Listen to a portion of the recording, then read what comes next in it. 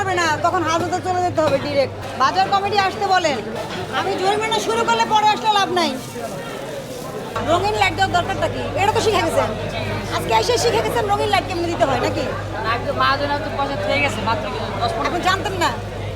মহাজন কই? মহাজন কই? মনে থাকবে তো? হ্যাঁ, আজকে মাফ করলাম।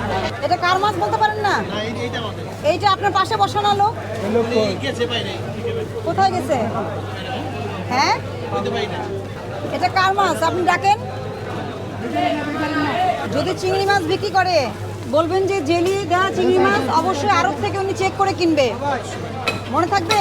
আড়ত থেকে সস্তায় জেলিওয়ালা মাছ দিলে যে আমি সস্তায় আনলাম, মানুষকে বোকা বানাবো, এটা করা যাবে না। জরিমানা তো দিতে পারবে না, তখন হাজতে চলে যেতে হবে ডিরেক্ট। দর্শক, এই মুহূর্তে আমরা দেখতে পাচ্ছি মিরপুর 1 নম্বর ভোক্তা অধিকার অধিদপ্তরের অভিযান পরিচালনা করা হচ্ছে মাছ বাজারে।